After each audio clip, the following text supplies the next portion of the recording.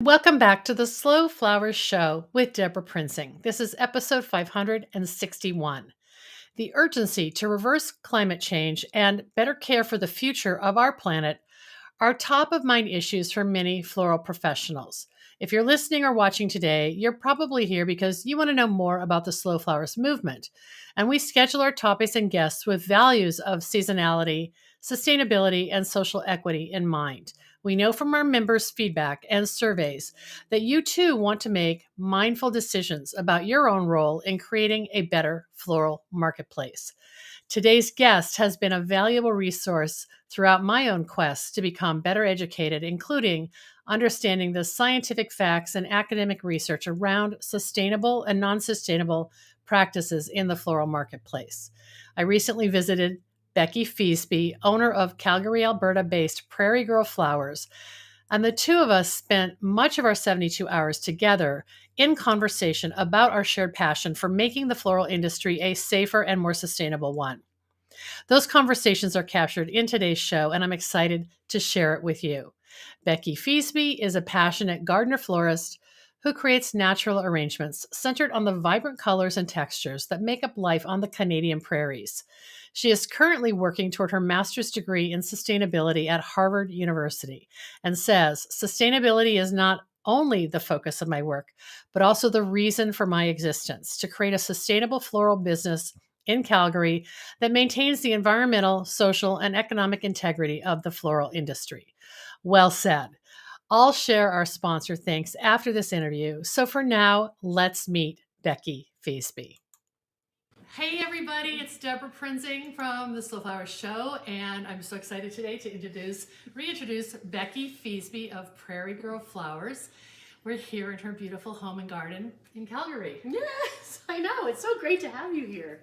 Thank you for hosting me. Please, anytime. It will be revealed to all of you in the near future, why I'm here. But it's been phenomenal. We have such a great contingent of Slow Flowers members in the nation of Canada, our neighbors. We have so many kind of similar issues with flower sourcing, flower farming, sustainability, that it's just been a great alignment. And Becky has stepped forward a couple years ago as sort of our ambassador for Slow Flowers, and we cook up a lot of things. So we're going to talk about that. But first of all, I want to say that you are a past guest of the podcast. I know. Right? That was a long time ago. 2018. Yeah. We were at the Whitby Flower Workshop, yep. And it was so interesting because we talked about Prairie Girl Flowers. Yep. And at the time, how would you have described yourself? Like I was sort of fledgling, so getting going, frustrated with what I felt was the sort of standards in the industry, and also finding my way as a new wedding florist and so on, and how was I going to navigate the goals and ethics and standards I had set for myself and my business with trying to produce beautiful things and learn as I go and so on. But you had a mobile component. I did. That's right. I had a flower truck, so I tried that out for a couple of years here in Calgary. It was a rough go, simply because a flower truck in Calgary can really be only on the road for 5 months a year. It wasn't year round. No, it was not year round. It's hard to sell flowers out of a truck window if it's minus 30. Yeah. So, but it was a cute idea. The photos are cute. Super cute idea, and it was fun, and it sort of I met lots of interesting people. I got some great gigs out of it, and people now say, I miss your truck. And I'm like, oh. Right. And COVID also, a lot of those markets were shut down, and so I'm like, where am I going with this? Yeah, right? Yeah.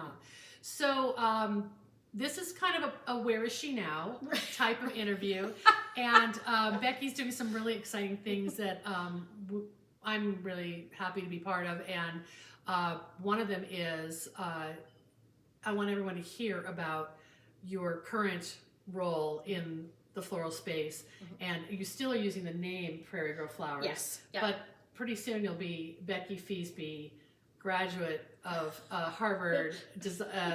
Harvard. So right. I want you to give everyone kind of a snapshot of what you're doing and how it all came together. Yeah. So and thank you, Deborah. You've always been a massive support, which I never easy to do. Well, and I feel the same way. Yeah. So I think I was getting a bit frustrated about how I could affect the kind of change I wanted to see. And what I came to realize after a sort of botched meetup with a Canadian wholesaler, that I felt, didn't go the way it should. The meetup didn't happen.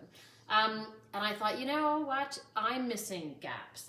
There's a lot of gaps in my education and my knowledge and experience that need to be filled if I'm going to get anywhere here. So I thought, let's go back to school. Because who doesn't want to do that when they're almost 50? But let me just say, this household of the Feesbys, you're all like into school. You have an extra master's. Your husband has a master's and a law degree, and a PhD, and a PhD. Oh my God! And I have a daughter starting grad school, so we do like academia here. Yeah, like you solve problems through study. Yes, I would say that as a family we sort of do that, and I mean we may be a bit nerdy. Yeah, but and I mean we value experience, but I do value that. If higher education is accessible to you, I think there's lots to be gained there. So you knew there was a body of knowledge that you hadn't tapped into totally. that you wanted to have and to make you more fluent in the sustainability conversation. Absolutely. So what? You went online. I went online. I'm like, where should I go? And I'm like, well, sustainability is a sort of newer degree offering at many universities. I had some Canadian options, but they all had a fairly long residency requirement, so I might have had to go and live there for 3 months or 6 months, and that wouldn't have worked in my family situation. There was nothing here. And so I stumbled on the program at Harvard and started reading more about it. It has a phenomenal selection of courses. It is run by unbelievably smart professionals that have been working in fields of sustainability, whether it's tropical reforestation and deforestation to environmental justice to industrial ecology, you name it. These people are big. You showed me the descriptions of the courses and who the teachers were. Yeah, it's amazing. Who the program directors were. Yeah. What is the actual program called? So it's the degree I'll get is called an ALM, which is Master's in Liberal Arts in Sustainability. Okay. So, and they also offer a global development practice that's part of that sort of sustainability umbrella. So there's students from all over the world. There's students from all over, and I have a 3-week residency requirement, so I will be going there to fulfill that. So even before COVID, that's how they operated it. Yes. Okay, you're a distance learner. Yeah. Yes. So they during pre-COVID they would have most of the classes live in person, but then filmed and broadcast. Yeah. The broader topic of sustainability means, it seems to me, that you're designing your course of study. Yes. So they don't have a sustainable floristry. They program. do not. Yeah. And that's a good point, Deborah, because one of the other things I started to realize the longer I've been there is how blind even experts in sustainability or environmentalism or social justice are to the issues that we have in the floral industry, and they sort of fly under the radar.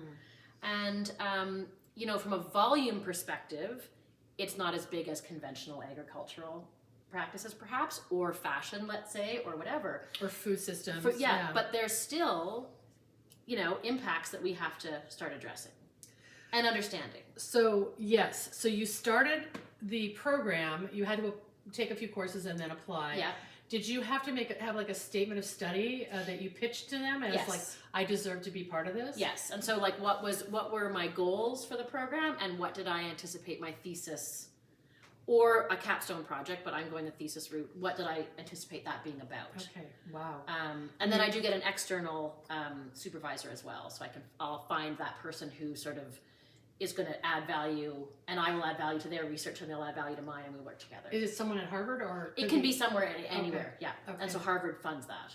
Wow, that's amazing. Yeah. So you started. This was a true COVID project because you started it. Well, January 2020. So that's crazy. No, sorry, January 2021.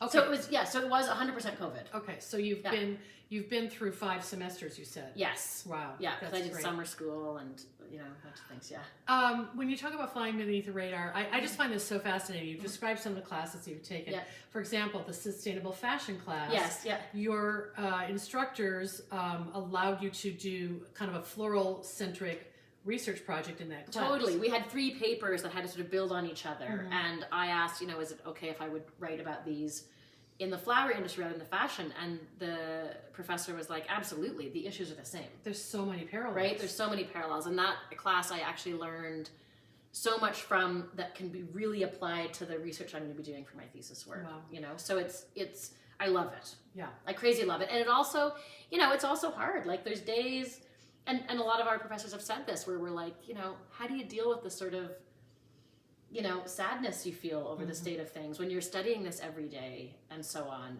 And right, the emotional toll of feeling this urgency. Yes, yeah. And that people who are in the program, you're all kind of, I would say, believers in the importance of changing conventional practices in every industry. Absolutely, yeah. And we see the clock ticking.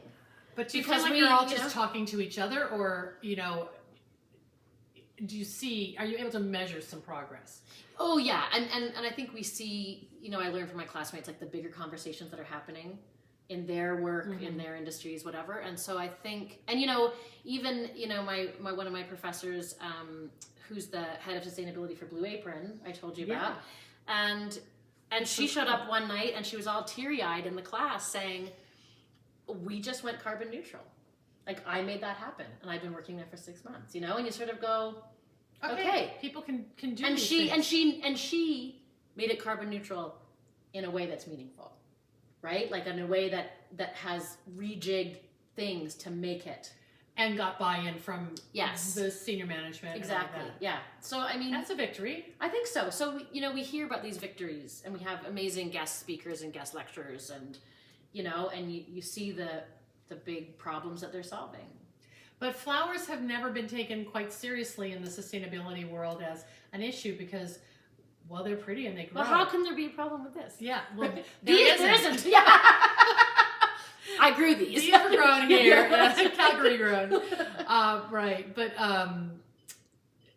yes, you've really opened the eyes of your academic peers and your faculty, you know, instructors about just the fact that this is important. Well, and I think, and so many of them have, you know, when I'll speak about this in class or, you know, research it and write in my papers or whatever, the sort of response will be, well, of course these problems exist. Of course they do, but I've never thought about it. The flowers have been completely off my radar. How do you break down the buckets of problems? So I try to break them down the way most people do into sort of like environmental, social, and then economic, right? And so then how do all those things play out, and that they all matter equally. Okay. We can't just say, well, we're just going to worry about the environmental impact, right? We can't just go carbon neutral. There's value in that, right? But we also have to think of the social impacts and the economic impacts, right? So we have to address all of that. Wow. And it's easy to fill up those buckets when we talk about flowers, right? And figure out where are the gaps, right, in the industry that need addressing. Right. So you went in with a kind of an intended thesis statement. Can you share with us what that is, and has it changed at all? It's totally changed. So so I'm hopefully now, and there's still some finalization for sort of the pre-proposal start part of your thesis. This is graduate school. Yes, it's a lot of hoops. A lot of hoops. And slowness. Like, even though we feel the urgency, you know, academia does not move that quickly. But so I'm hoping to come up with a way to have some quantitative and qualitative measures of sustainability in the floral industry that can be used by large-scale growers, wholesalers, florists, like different pieces of the industry. So how can we measure statements of sustainability? So what would those metrics be that you would evaluate, right? And then come up with some kind of scoring or ranking system? Yes, exactly. Wow. So there would be things that would be a quantitative measure. So that could be your carbon inputs, right? And which is there technology? There's ways to do that, and you could look at different ways of measuring it, and so come up with sort of a score there, right? You could come up with some social scores, right? So if you are a grower in Ecuador, are the people there being paid a living wage? Yeah. Right? And what is that? You know, because a lot of these other places don't have a minimum wage, but for example, a minimum wage is not a living wage. Right? And so we know what living wages are for most places in the world. There's sort of already been research on labor and employment. And what does it cost? Country, And you know, some employers find it hard to swallow paying a living wage. And let's be clear, a living wage is not living it up. Right. You are scraping by. It's hand to mouth. It is hand to mouth. I mean, here in Canada, our minimum wage is $15 an hour, but the living wage where I live in Calgary is considered just over $18 an hour. And so that means you are finding a place to rent that's probably not that great, and you're able to feed yourself. And the living wage is above the minimum wage, so there That's are what some I'm saying, employers right? who aren't going to do that. Of course. Yeah. And so I'm saying, you know, and so the minimum wage is not a living wage here. So the same could be said for Ecuador. But I think it's interesting that you want to involve growers all around the globe, so you're not dismissing farms in South America or in Asia or Africa or Europe even. You want this to be universal. Yeah, and I think that there's got to be ways for us to find meaningful measures for these things that matter in terms of sustainability, right? So you've got you talked about the environmental bucket, the social bucket, and then what's the economic? So the economic is a lot of things. A lot of companies out there like to put all their eggs in the economic bucket because it means that they make money. So there's that. But in that would also go some of the living wage, right? And then also looking at how the costs change through the supply chain, right? I mean, when I say this all the time, when you look at a 99-cent Ecuadorian rose, how much, if that's what I'm paying as a florist. Right, in North America. Right. What is the cost of that, right? Like, how can we break down the economics of that rose in ways that, make sense? The same way, how can we break down a, $2 t-shirt from Shane in China, right? Like we can't, Right. Yeah. That's why there's so many parallels with flowers. There's so many parallels between the fashion flowers industry and flowers. Yeah, there's so many, and that we talked yesterday about this whole just the traceability and the supply chain. That's back to the costs. Like you have to go back to the beginning. Yes, I mean you want to sort of have that cradle to grave kind of analysis of these products, and what are the costs, what are the inputs, and what are the outputs, right? So you have this tool you're going to develop and scoring system. Yeah. And then hopefully you'll get a lot of buy-in from many institutional supporters, organizations, associations. I mean, they'll have a trial period. Like we'll have to, it'll take some ironing out. Like I think it's a lofty project, and I may have to narrow it down a little bit. But but you have some models. I do have some models. There's other models that I can sort of draw on and try to that'll be used like in the forestry. Yes, right? Exactly. Like look at FSC certified wood. There's other models in the fashion industry. There's other models we can draw on and sort of go, okay, well, where like I look at the SASB, the Sustainable Accounting Standards Board in the U.S. We can look at that model.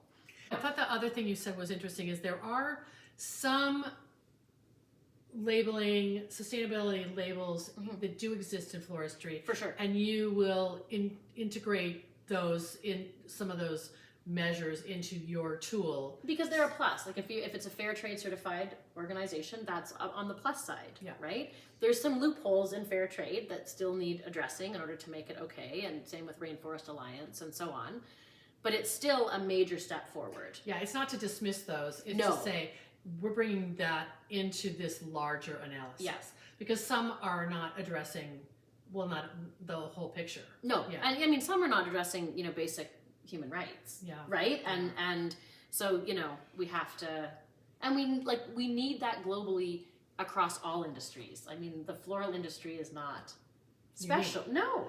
Coffee would be another one. Coffee, chocolate, you look at all of it, right? Yeah. Because they are multinational. Totally, yeah. Wow. Yeah. So there's parallels all over. And like I said, floral industry, we've just kind of, right? Because we're so attached to emotional celebrations and times in people's lives, and we create beauty, and it feels natural. A vase of flowers feels like some sort of natural offering, right? Yeah, it should. Yeah. It should, and it's misleading. Yes, yeah. And, well, for example, we were touring up at the resort town of Banff, and in the hotel we stayed at, and then in the place we went to for lunch, we're putting our fingers in the vases to say, shoot, they've got foam here. Yeah. And how many? And how many arrangements are throughout that giant hotel? And They're replaced every week, probably. And the hotel wants to be perceived as this like beacon of sustainability because they, I don't know, don't wash your sheets every day or something like that. And they probably compost their food waste or like, do you know what I mean? Like they're making efforts. But they're not thinking about flowers. Because you don't. Yeah. And people have no idea. Yeah. Right? Yeah. Okay, well, you talked about an initial incident that kind of propelled you. Yes, propelled me forward. And thankfully it was in the winter because she wasn't doing weddings at the time. Right, yeah. But do you want to elaborate on that a little bit and talk about how, so much has changed for you in the last 2 years with what you're doing in the industry now, in the slow flowers world? And I'm just like, I'm a like part-time fact checker. I feel like I do a lot of that. You're a researcher. If I see a company make a claim, I go and like dive deep like into figure out, well, where did that claim come from? What are the statistics to back it up? I'll get called out for calling people out, but I'm okay with that. And so I did start Sustainability Sunday too. Yes. Yes. So that's the thing that I do think most people will know you for. Perhaps. So your Instagram feed for Prairie Girl Flowers, you've always, I don't know how long you've had it, but since 2018 or 2017, okay.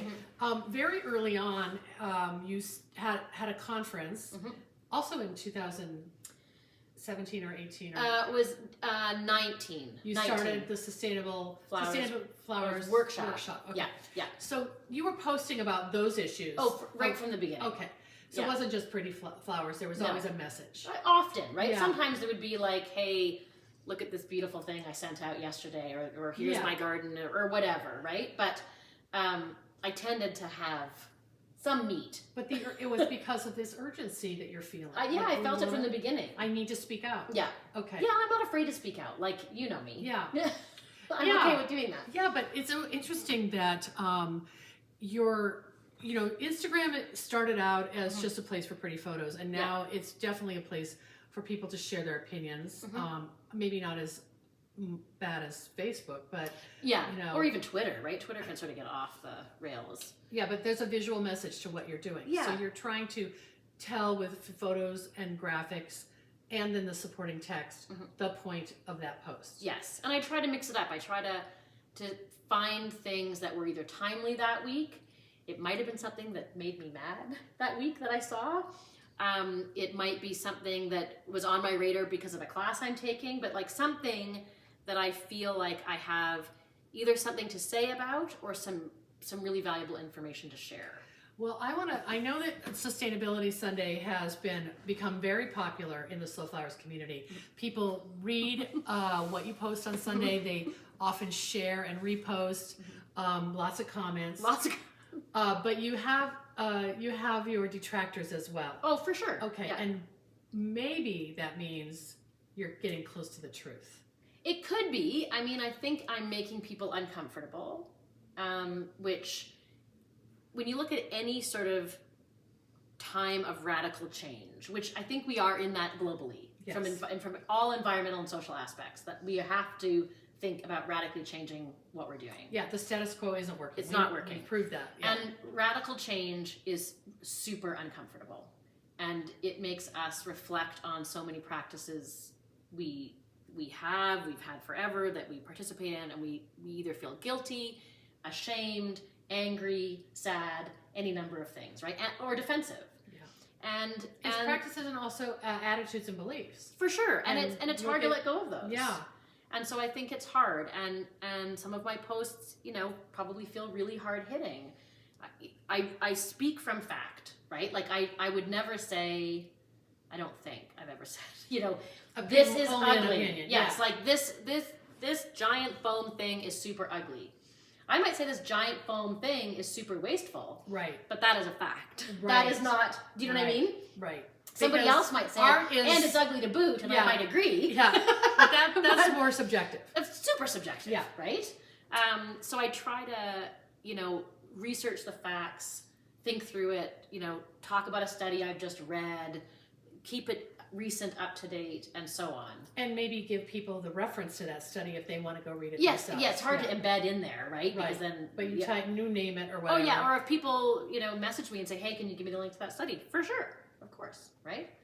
And so you're talking about everything from mechanics to sourcing to materials to the human factor and the chemicals, the broader environmental issue. And at first I thought you were going to run out of topics. Oh, I did too. Okay. I think I was 3 weeks in. I'm like, crap, what am I going to write about? Like, how am I going to make this go? But I'm coming up on 2 years. So I'm like, apparently. And listen, she has not missed a single Sunday. That's right, yeah. But yeah. Much to the chagrin of some followers, I'm sure they're like, we could use a break. Like, why you're not getting one? It's so interesting because I thought she's already written about flower foam and now she's doing it again. Mm-hmm. Your point, and we talked about you hearing from a very well-known influencer who was like, aren't you done with this? Yes. Or something. And you had a great response. So my response was, which then she was like, oh my God, of course, you're right. And I said, how long did it take us to get cigarettes properly labeled? You had to be 18 to purchase them. In Canada, they're hidden. I don't know if they're around the States. Like, they have to be hidden behind people had to build new shelving with a cover on it behind the desk. And how long did it take us to get that? Like decades. Right. And yet there was complete evidence that smoking causes illnesses. Right. And impacts on an unborn child and so on. Right. So we knew this. But how long did it take us to get all of that done? There was a relentless campaign. Yes, yeah. Probably from the medical profession and from educators and child development experts. Yeah. That it was a collective effort. It wasn't one person. No, and you have to it's like you just have to keep beating it and beating it and beating it and fighting for it. Not that I'm comparing, flower foam to cigarettes. I'm not. But the point is that whenever you want to make a change and really sort of disrupt things and shift them in a way that is better for the planet and its people and so on, that's going to take a lot of work and a lot of repeating the message. Right. But you are trying to have a call to action. Yeah. Or some offered solution. You're not all doom and gloom. You're trying to move the conversation to what can we do? Yes, and that's something that I spend a lot of time doing. I probably don't put as much of that in Sustainability Sunday. Sometimes I do. I'll say wholesalers, have you thought of doing this? Florists, can you do this, right? Yes. And then there is a character limit, right? There is a character limit. Okay. I reach it every week. I usually have to delete like a couple words and it's fine. But they know you. They're like, oh, she's that one. Well, because people have said like I get more words than they do. Their character limit is less than mine. I'm like, I wonder how that happened. Hopefully they won't pay attention anymore. Yeah, exactly. They being Facebook or Meta. So calls to action is those are super important and not something that I maybe do enough of. I do them every now and again. But often I look at it as they're a bit of a PSA, a bit of a public service announcement. Yeah. And hopefully inspire people to think. Yeah. You're getting traction because the comments are way more than the average person gets in terms of comments. Yeah. Right? And a lot of DMs and all of that, which for an old lady, I'm like, stop dropping into my DMs. You said you woke up you posted something on your stories and you woke up to 50 plus DM messages this morning. Yeah, exactly. So do you try to respond to all of them? I try to get to all of them. Yeah. Wow. Yeah. Wow. Because I feel like, and if they're a question, I hopefully give them an answer or a place to go to try to find some more answers and I will say that when people are upset by your Sustainability Sunday posts on Instagram, if they do comment, you respond. I do, yeah. And you told me last night you just keep circling back to the facts. You don't engage in personal attacks. Nope. You offer to talk to people offline in a conversation. Or a phone call even, whatever, And have you changed any hearts and minds in doing that? Some. Really? I think some. And then some probably hate me more. Yeah. Agree to disagree. Yeah, fine. You can Let carry them on. block you. Oh yeah, block away. Yeah, that's fine. Yeah. Because you feel you feel confident in the research you've done. You're not fake news. I'm not fake news. You're not really not fake news. You're not trying to cyberbully. No. You know that people interpret interpret it. Statement that upsets them as if bullying. I say, like, I saw this happen last week, and I don't even mention who it was. I saw this happen last week. This is problematic for A, B, and C. People are like, well, that's bullying and shaming. And I'm like, well, that person has 200,000 followers on Instagram and taught how to do this practice. Is that bullying and shaming? Like, that's an interesting conversation to have. Yeah. Right? Like, so are we okay with that? And, I think to me, bullying and shaming is saying, and her ugly mug, like, do you know what I mean? Like, that's like personal. That's personal. But saying, like, if a practice is shameful, and you know why, because you've just laid out the reasons, and you're teaching that to thousands of people, that's questionable. It's questionable. Yeah, and you should answer for it. Yes, you should have an answer for it. Yeah, and and that's a hard pill to swallow. Like, if I was doing all that and somebody said, like, I can't believe you're using foam, you're terrible florist, whatever, I would feel awful. Right. And I would probably not like that person either. Right. But maybe but I also have a lot of followers who are like, since I've been following you, I don't use foam anymore. Or I don't use bleached ruscus anymore. You have changed. Yeah, and I get that. They're like, literally, because they're like, I didn't know. Yeah. So if you're the person who's saying, now you know. Yeah, and that's one of my things I come back to. It's like, once you know better, do you do better? Mm-hmm. And if you know better and you choose not to do better, that's not okay. That's on you. That's on you. Yeah. And that's maybe something to feel a bit ashamed or embarrassed about, because that's not okay. Right. Right? Right.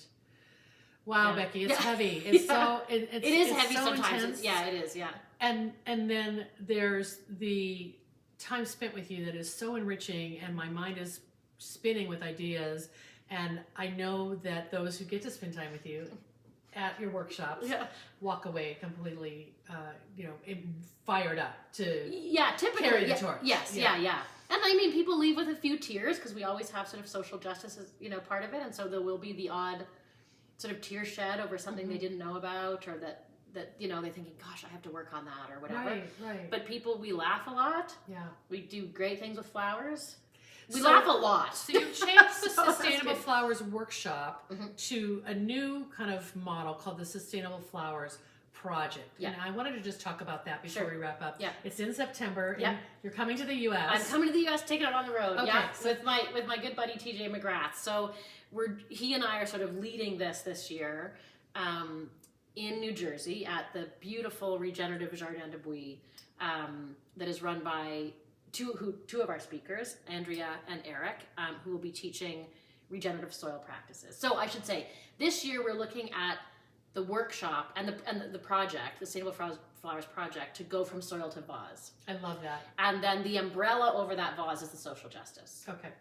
And so we start at the soil on the first day. And that's why you've chose that location. Yes. Yeah. And we have Eric and Andrea speaking to this, right? And they're landscape architects, designers, and he's like, crazy, fascinating soil nerd. Okay. Knows tons about. They think about soil before they even plant something. Oh yeah, so there's soil to landscape to garden. and regenerative practices. What does that mean? So we'll be talking about fungi and what does regeneration mean in terms of soil and so on, and touring the grounds. And then I have Shane Connolly coming over. That's a pretty big get. Yeah, he's great. And so adorable. He's one of my buddies too. Yeah. And so past guest of the podcast too, I have to say. Yeah, terrific. Although you think he might not remember that. Well, he might. We'll see if he watches this. We'll see if he messages us. And he'll be like, of course I remember. Shame, you remember, right? Right. So he's coming over and doing, sort of understanding seasonality and the importance of seasonality in your arrangements, and doing one-on-one bowl arrangements with, as a group, right? So Shane will be teaching. But that's sort of his lens that he's looking at design through seasonality. Totally. Yeah. And so understanding that. So we'll be, late September, it'll be stunning. Yeah. We have Ingrid Carosi coming over from Tin Can Studios in Brooklyn, who's an excellent, she's hardcore, large-scale sustainable mechanics, right? But from someone who didn't used to be that way. So she's talking about her own evolution as a large-scale and how designer. she now never ever uses foam, and now never uses bleached or dyed or painted botanicals, and still attracts these world-class big clients, Big right? brands So that are her this can clients. be done. Yes. Right? Yeah. That's empowering. I think it's super empowering. And she's also wildly talented and lovely. So that'll be fun. We have a big catered dinner that night where we'll be sitting with all of our arrangements and so on. And then we have TJ doing a sort of rethinking your arrangement. So how can you rethink things with fewer new inputs, right? So again, that like not consuming. Like the less is more. Less kind is of more, philosophy. and less can be more, right? Yeah. And then we're lucky to have Amber Tam coming, who's a remarkable young woman in Brooklyn who is sort of part of the sustainable floristry movement and also food justice and food sovereignty. Yeah. So she has a rich flower and horticulture background that I think will be fabulous. Yeah. So she's our umbrella, right? Like she's the... So talk about the social justice. And this has to, like, that's what keeps it all being okay. Well, it's back to what you said. You said something earlier about, if you have this silo approach and just looking at sustainability, but you're not looking at the human component or the economic component, you're not getting this holistic solution. No, because somebody or something is getting left out. Yeah. And whatever's getting left out matters. Right. Right? We can't leave out the environment. We can't leave out the people. We can't leave out, valuable and economically sustainable supply chains. We can't leave that out. Yeah. It all has to, because otherwise it collapses. Right. Yeah. I love it. Well, it's people, planet, and profits. That's what it totally, is. exactly. People, planet, profit, environment, social, economic, any number of things, right? That's great. And I think, ultimately what you end up with is a system that is sustainable and that flourishes.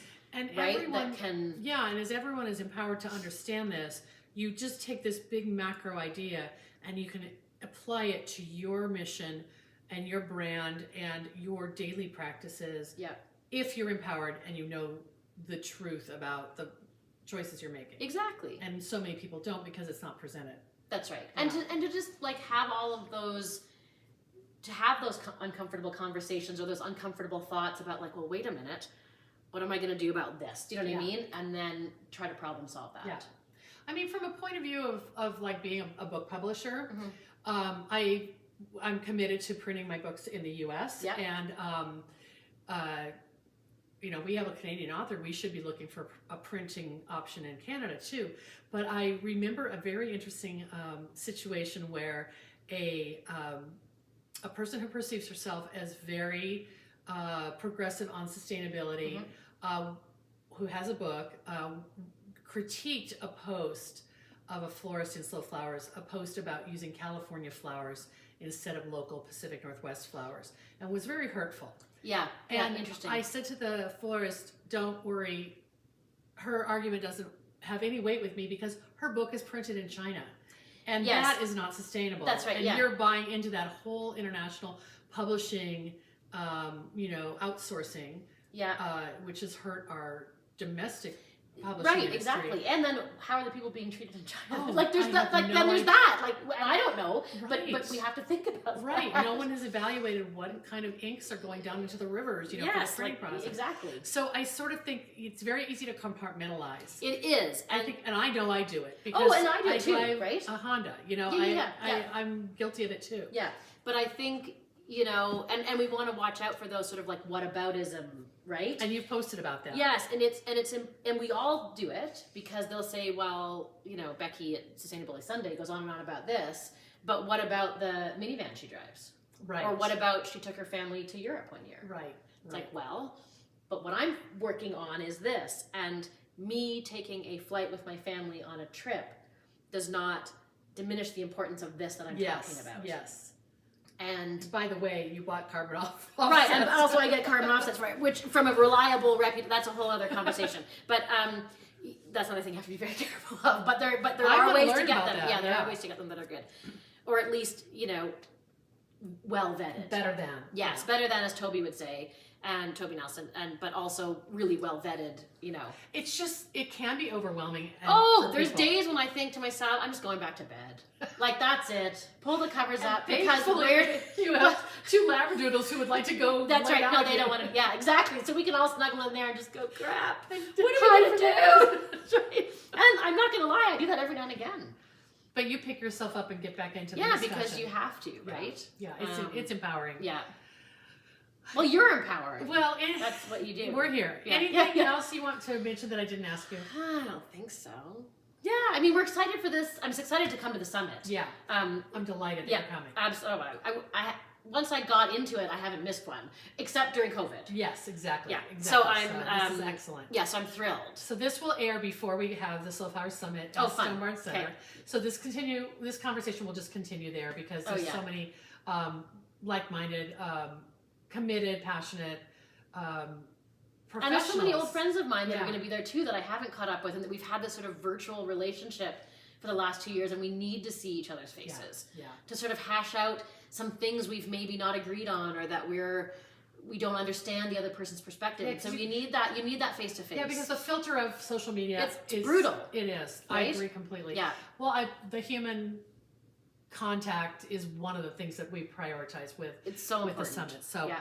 Well, good. Well, thank you so much for letting me Deborah. Visiting you. Yeah. We've had such a Thanks for putting up with my dogs. Oh, my crazy dogs. These dogs are. Well, I have a great portrait of you with Larry. I don't know if Magic's in it, but well, there's one with Magic, but there is one with just me and Larry. Okay, well, I'll take them both. Yeah, sure. We'll share that. They're my sidekicks. And I'll make sure when we air this as a podcast on slowflowerspodcast.com to include all of Becky's social places and links and a few screenshots of Sustainability Sunday. Sure. And the information about the Sustainable Flowers Project in September. Yeah, we're excited for that. It sounds like you still have a few openings. We do, and we're just trying, and so we're, and again, with that project, we're committed to having a zero waste event.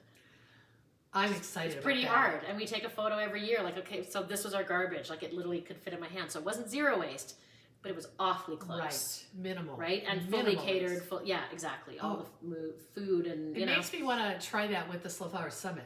Yeah, it's another layer of stuff you have to think about, and you also have to, like, be super conscious, like, if somebody opens a granola bar, you're like, save that wrapper! Right. Give it to me, that's in my garbage.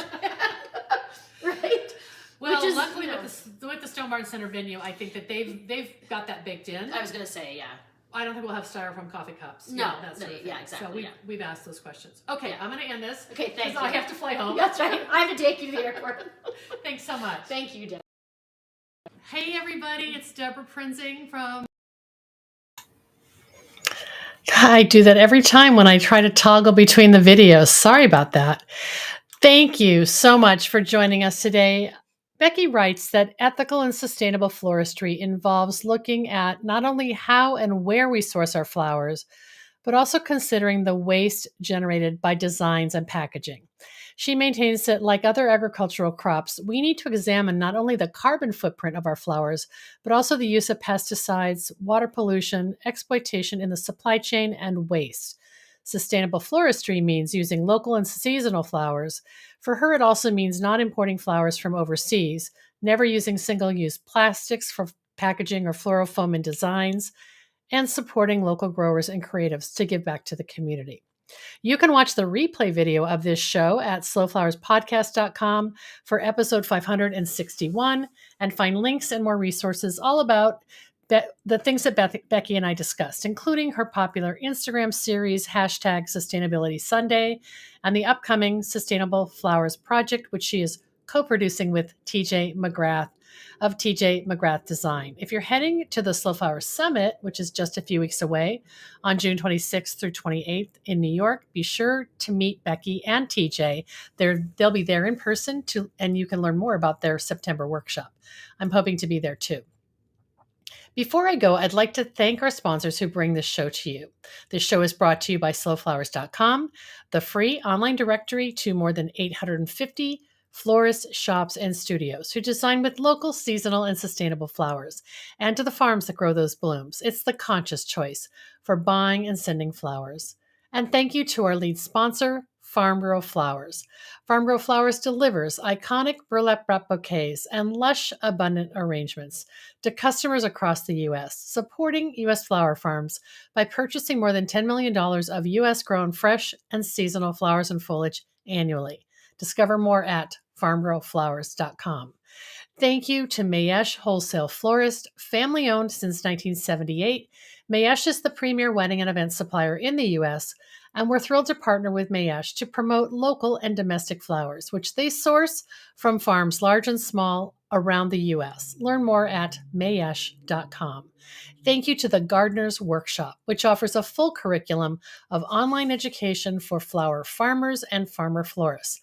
Online education is more important than ever, and you'll want to check out the course offerings at thegardenersworkshop.com. And thank you to Details Flowers Software, a platform specifically designed to help florists and designers do more and earn more. With an elegant and easy-to-use system, Details improves profitability, productivity, and organization for floral businesses of all shapes and sizes. You can grow your bottom line through professional proposals and confident pricing with Details all in one platform. And all friends of the Slow Flowers podcast will receive a 7-day free trial of the software. Learn more at detailsflowers.com. The Slow Flowers Show is a member-supported endeavor, and I value our loyal members and supporters. If you're new to our weekly show or our long-running podcast, check out all of our resources at slowflowersociety.com and consider making a donation to sustain Slow Flowers' ongoing advocacy, education, and outreach activities. You can find the donate button in the column to the right at slowflowerspodcast.com. I'm Deborah Prinzing, host and producer of the Slow Flowers Show and the Slow Flowers Podcast. Next week, you're invited to join me in putting more slow flowers on the table, one stem, one vase at a time. The content and opinions expressed here are either mine alone or those of my guests alone, independent of any podcast sponsor or other person, company, or organization. Thanks so much for joining us today, and I look forward to seeing you next